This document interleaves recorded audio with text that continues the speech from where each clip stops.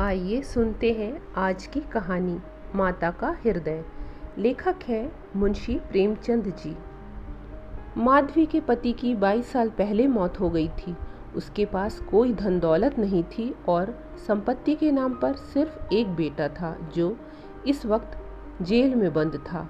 अपने उस घर में वो अकेली पड़ गई थी और उसके आंसू तक पोंछने वाला कोई नहीं था। माधवी ने बड़ी दुख तकलीफ़ों को झेलते हुए अपने बच्चे को पाल पोस कर बड़ा किया था। अगर माँ बेटे को जुदा करने वाली मौत होती तो माधवी सब्र कर लेती और उसके मन में किसी के लिए क्रोध न होता, लेकिन उन्हें जुदा करने वाले तो कोई और थे जिनके अत्याचार को सहना उसके लिए मुश्किल हो रहा था। माधवी के मन में बार बार उन स्वार्थियों से बदला लेने का विचार घूम रहा था। माधवी के लिए उसका बेटा ही सब कुछ था, जिसे देखकर ही उसे जिंदगी में आगे बढ़ने का हौसला मिलता था। माधवी का बेटा सुंदर होने के साथ ही बहुत होनहार भी था। माधवी ने उसकी अच्छी परवरिश की थी। उसकी गली के सारे लोग उसके बेटे की तारीफ करते नहीं थकते थे और यहाँ तक कि स्कूल के अध्यापक तक उस पर जान छिड़कते थे। माधवी के बेटे का नाम आत्मानंद था।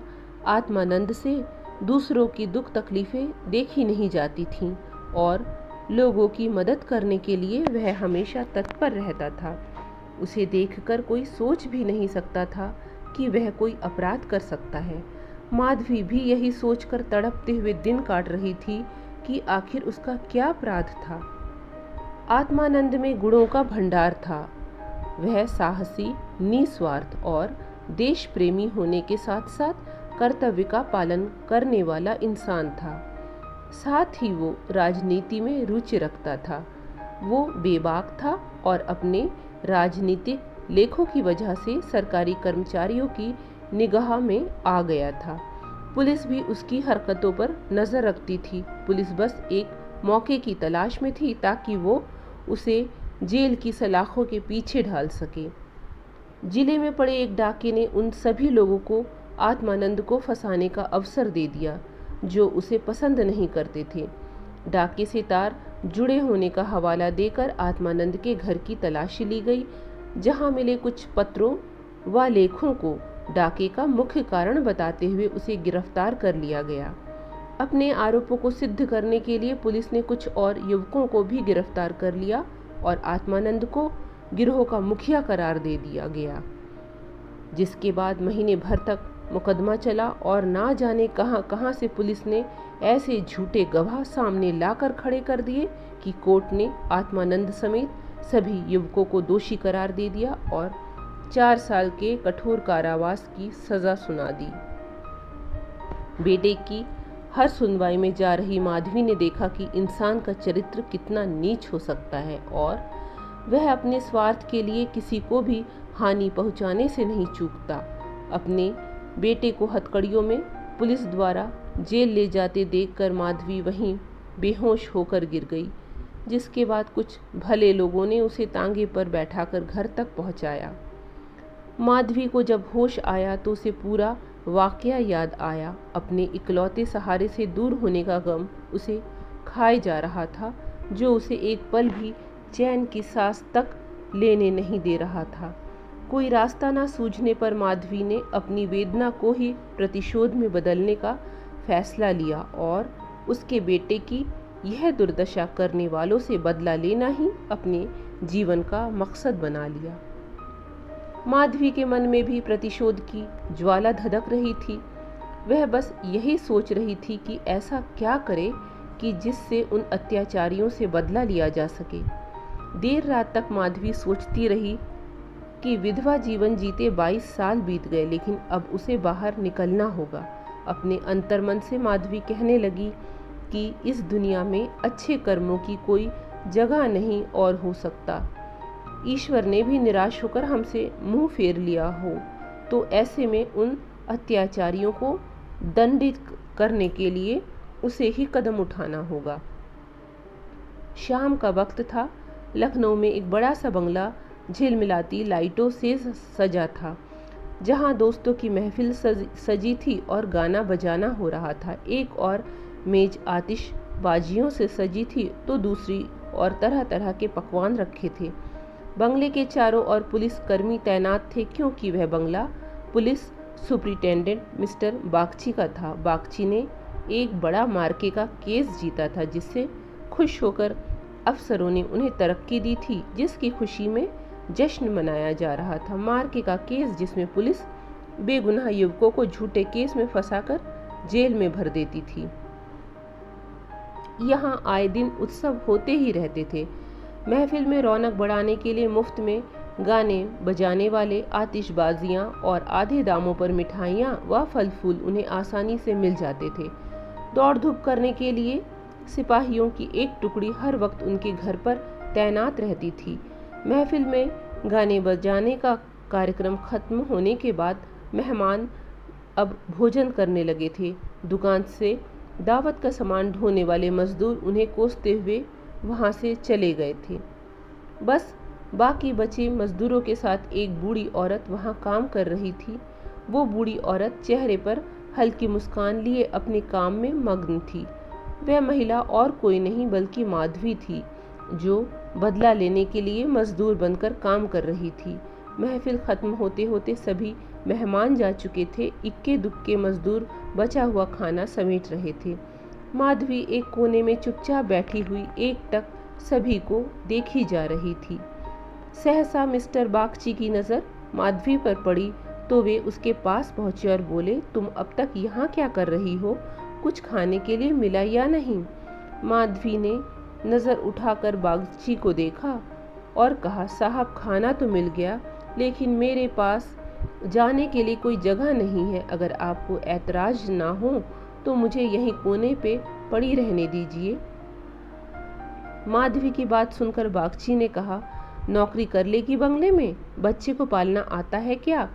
बागची की बात सुनकर माधवी ने तपाक से कहा, जी साहब, बच्चों को अच्छे से खिलाना जानती हूँ। इसके अलावा घर के छोटे बड़े सभी काम कर सकती हूँ। बस मुझे एक मौका दे दीजिए।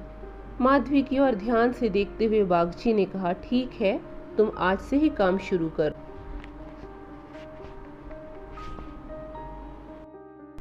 माधवी को बागची के बंगले में काम करते हुए 1 महीने से अधिक हो गया था। माधवी अपने काम में इतनी निपुण थी कि उससे पूरा घर खुश था। बागची की पत्नी का स्वभाव चिड़चिड़ा था और वह आलस व अपनी खराब सेहत के चलते दिन भर बिस्तर पर या सोफे पर पड़ी रहती और नौकरों पर चिल्लाती रहती। उसके स्वभाव के कारण बच्चे का ध्यान रखने वाली आया ज्यादा दिन न टिक पाती। माधवी उसकी जली कटी बातें सुनकर भी चुपचाप अपने काम में लगी रहती।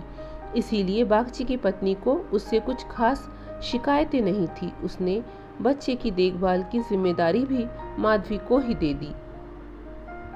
बागची और उनकी पत्नी को इससे पहले भी कई बच्चे हो चुके थे, लेकिन अज्ञात कारणों से उनका एक भी बच्चा कुछ महीनों या फिर साल भर से ज़्यादा जीवित नहीं बच पाता था। इसीलिए इस बच्चे पर दोनों माँ बाप की जैसे जान बसती थी।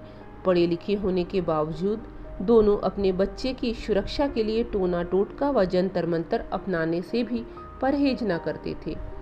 बच्चा माधवी के पास ही ज़्यादा समय बिताता, इस वजह से वो माधवी से काफ़ी ज़्यादा घुल मिल गया था। अगर माधवी कुछ देर के लिए भी उसकी नज़रों से दूर हो जाती तो बच्चा ज़ोर ज़ोर से रोने लगता। बच्चा माधवी को ही अपनी माँ समझता और वह साथ खेलती तो ही खेलता, वह दूध पिलाती तो पीता और वह सुलाती तो ही उसे नींद आती। अपने पिता को तो बच्चा जैसे कोई अजनबी समझता और माँ उस पर ध्यान नहीं देती थी। माधवी को लगा था कि बड़े घर में काम करने से तनख्वाह अच्छी खासी मिल जाएगी, जिससे महीने का खर्च पूरा हो जाएगा, लेकिन यहाँ तो नौकरों से हर एक पैसे का हिसाब लिया जाता। एक दिन बच्चे को गोद में उठाए माधवी ने मालकिन से कहा कि बच्चे के लिए कोई खिलौना गाड़ी मंगवा देती तो अच्छा होता। माधवी की बात सुनकर मिसेज बागची ने कुंठित स्वर में कहा, कहाँ से मंगवाऊँ इसके लिए खिलौना गाड़ी? हाथ में रुपए भी तो होनी चाहिए। इसका खिलौना 10-20 रुपए में आएगा और इतने रुपए कहाँ हैं हमारे पास। माधवी ने मिसेज बागची की ओर ध्यान से देखते हुए कहा, मालकिन खिलौना ही तो है। माधवी की बात सुनकर मिसेज बागची ने कहा, अब तुमसे क्या छुपाना, दरअसल तुम्हारे मालिक की पहली पत्नी से 5 बेटियां हैं जो इलाहाबाद के एक स्कूल में पढ़ रही हैं। 5 कुंवारी हैं और उनकी पढ़ाई लिखाई और दूसरे खर्चों में इनका आधा वेतन चला जाता है। ऊपर से लड़कियों की शादी करवाने के लिए कम से कम 25,000 रुपए लगेंगे। अब कहाँ से लाए इतने पैसे? मिसेस बागची की बातें सुनकर माधवी बोल पड़ी, मालिक को घूस भी तो मिलती होगी ना। माधवी यह कहकर चुप हो गई। मिसेस बागची ने गहरी सांस भरते हुए कहा, ऐसी कमाई में बिल्कुल बरकत नहीं होती। काली कमाई का पैसा एक हाथ आता है तो दूसरी हाथ चला जाता है। जैसे जैसे दिन बीतते जा रहे थे, माधवी के मन में उस बच्चे के लिए स्नेह और भी बढ़ता जा रहा था। कभी कभी बदला लेने की बात याद आती तो वह क्रोध से भर जाती और फिर बच्चे को देखकर शांत हो जाती। वहां रहते हुए माधवी मिस्टर बागची के परिवार की स्थिति से वाकिफ हो गई थी। कई बार तो वह अपना दर्द भूलकर उनके परिवार के लिए चिंतित हो जाती और उसका मन दया से भर जाता। माधवी सोचती रहती, मालिक आखिर 5 बेटियों की शादी कैसे कराएंगे? ऊपर से पत्नी बीमार रहती है और बच्चा छोटा है। जरूर उनके परिवार पर अभिशाप है, वरना इतना सब होने के बावजूद कौन दुखी रहता है। कमजोर बच्चों के लिए बरसात तो बीमारियां लेकर आती है। बरसात में उन्हें अक्सर खांसी, जुकाम और बुखार घेर लेता है। ऐसे ही बरसात में माधवी एक दिन किसी काम से अपने घर चली गई। पीछे से बच्चे ने रो रो कर पूरा घर सिर पर उठा लिया। कुछ देर गोद में उठाने के बाद मिसेस बागची ने एक नौकर को उसे टहलाने के लिए सौंप दिया। कुछ देर आंगन में घुमाने के बाद नौकर ने बच्चे को हरी घास पर बिठा दिया। बारिश के पानी से जमीन गीली थी और बच्चा ऐसे ही कई घंटों तक पानी में खेलता रहा। वह नौकर दूसरे नौकरों के साथ गप्पे हाँकने में मस्त हो गया। काफी देर बाद जब नौकर को ध्यान आया तो वह बच्चे को फटाफट भीतर ले गया और उसके कपड़े बदलवाए। शाम होते ही जुकाम से बच्चे की नाक बहने लगी और खांसी से गले से आवाज आने लगी। देर शाम जब माधवी बंगले में पहुंची तो बच्चे की हालत देखकर उसका कलेजा फटने लगा। वह बच्चे को लेकर तुरंत मालकिन के पास पहुंची और कहा, देखो जरा बच्चे का क्या हाल हो गया है, कहीं इसे सर्दी तो नहीं लग गई। बच्चे की हालत देखकर मालकिन भी हक्की बक्की रह गई, क्योंकि वह ऐसा मंजर पहले भी देख चुकी थी। मिसेस बागची ने तुरंत नौकरों से अलाव जलाने को कहा। मिसेस बागची और माधवी दोनों पूरी रात बच्चे को ठीक करने में जुटे रहे। दोनों की आंखों से नींद जैसे कोसों दूर थी। ऐसे में सवेरा कब हो गया दोनों को पता भी न चला। मिस्टर बागची को जैसे ही बच्चे के बीमार होने की खबर मिली, वह डॉक्टर को लेकर सीधे घर पहुंचे। 3 दिन में बच्चे की हालत में सुधार आने लगा, लेकिन वह काफी कमजोर हो गया था। बच्चे का ख्याल रखने में माधवी ने दिन रात एक कर दिया। यह वही माधवी थी जो परिवार का सर्वनाश करने का संकल्प लिए उस घर में आई थी और आज उसी घर के चिराग की सलामती के लिए दिन में हजारों बार ईश्वर से दुआएं मांग रही थी। शायद माधवी की दुआओं का ही असर था कि बच्चे की सेहत में धीरे धीरे सुधार होने लगा। एक सुबह मिस्टर बागची बच्चे के झूले के पास बैठे हुए थे और मालकिन सिर दर्द के कारण चारपाई पर पसरी हुई थी। माधवी पास ही में बैठी बच्चे के लिए दूध गर्म कर रही थी। माधवी की ओर देखते हुए मिस्टर बागची ने कहा, हम जब तक जिएंगे तुम्हारे एहसान के तले दबे रहेंगे। यह तुम ही हो जो बच्चे को मौत के मुंह से खींच लाई, वरना हम तो उम्मीद ही हारने लगे थे। इतने में मिसेस बागची भी उठकर पास आ गई और माधवी से कहा, तुम एक देवी बनकर हमारे जीवन के कष्ट हरने के लिए आई हो। आज अगर तुम ना होती तो पता नहीं क्या अनर्थ हो जाता। मेरी तुमसे एक विनती है, वैसे तो जीना मरना सब ऊपर वाले के हाथ में है, लेकिन तुम्हारे हाथ में ज़रूर संजीवनी है। मेरी तो किस्मत ही अभागी है, पर हो सकता है तुम्हारे पुण्यों से मेरे बच्चे की जान बच जाए। माधवी चुपचाप मिसेस बागची की बातें सुन रही थी। मिसेस बागची रुआसी आवाज में कहने लगी, सच कहती हूँ, अब तो बच्चे को गोद में उठाने तक से मुझे डर लगता है। तुम इसे आज से ही अपना बच्चा समझो और इसकी माँ बन जाओ। इसे भी तुमसे बहुत लगाव है। तुम इसे अपने साथ अपने घर ले जाओ और वहीं इसकी परवरिश करो। जब तक यह तुम्हारी गोद में रहेगा हमें चिंता ना होगी। मिसेस बागची की बात सुनकर माधवी ने कहा, मालकिन क्यों ऐसे बुरे विचार मन में ला रही हो? बच्चे की हालत में सुधार हो रहा है और देखना भगवान की इच्छा से सब कुशल मंगल होगा। इतने में मिस्टर बागची बोले, नहीं बूढ़ी माँ, मेरा दिमाग भले इन बातों को ढकोसला करार देता हो, लेकिन मन का एक कोना इस पर विश्वास करना चाहता है। मेरी अपनी माँ ने मुझे पैदा होते ही एक धोबिन को बेच दिया था, क्योंकि मुझसे पहले मेरे 3 बड़े भाइयों की मौत हो चुकी थी। इसीलिए मेरी जान बचाने के लिए उन्हें जो उचित लगा उन्होंने किया। अब बारी हमारी है और हमसे जो बन पड़ेगा हम करेंगे। तुम इसे आज से अपना ही बेटा मानो और इसे साथ ले जाओ। हमें जब भी इससे मिलने का मन होगा चले आएंगे और खर्च की चिंता ना करना। इसकी पूरी परवरिश का खर्चा हम समय समय पर तुम्हें भेजते रहेंगे। मिस्टर बागची ने कहा, मैं जिस पेशे में हूँ मुझे ना चाहते हुए भी कई कुकर्म करने पड़ते हैं। झूठी शहादतें बनाकर निर्दोषों को फंसाना पड़ता है। उनकी और उनके परिवारों की ना जाने कितनी बद्दुआएं मेरे सिर पर हैं। मैं जानता हूँ कि बुराई का फल कभी अच्छा नहीं हो सकता, लेकिन मैं लोभ में आ ही जाता हूँ। अगर मैं ये सब ना करूँ तो नालायक करार देकर निकाल दिया जाऊँगा। अंग्रेज़ों को जहाँ 100 खून भी माफ़ होते हैं, लेकिन हम हिंदुस्तानियों की एक गलती भी हमें भारी पड़ सकती है। इसीलिए मेरी विनती है कि हमारे बेटे को स्वीकार कर लो। माधवी को भी इस बच्चे से बेहद लगाव था, इसीलिए वह खुशी खुशी मान गई। गदगद होते हुए माधवी ने कहा, आप दोनों की अगर यही इच्छा है तो मैं बच्चे को अपनाने के लिए तैयार हूँ। मुझसे जो बन पड़ेगा मैं करूँगी। मेरी भगवान से बस यही दुआ है कि हमारे बच्चे को वो अमर करे। बड़ी देर से बच्चा आराम से झूले में सो रहा था। चादर से उसका मुंह ढका हुआ था। माधवी ने दूध गर्म कर बच्चे को पिलाने के लिए जैसे ही उसके मुंह से चादर को हटाया, उसके मुंह से जोर से चीख निकल गई। बच्चे का शरीर पूरी तरह ठंडा हो चुका था और चेहरा पीला पड़ा था। माधवी ने जल्दी से बच्चे को गोद में उठाकर सीने से चिपका लिया और जोर जोर से रोने लगी। बालक सभी को छोड़कर भगवान के पास जा चुका था। दिन भर पूरे घर में मातम पसरा रहा था और रोने की चीख पुकारों से जैसे पूरा घर कौंध गया हो। मिस्टर बागची और उनकी पत्नी का भी रो रो कर बुरा हाल था।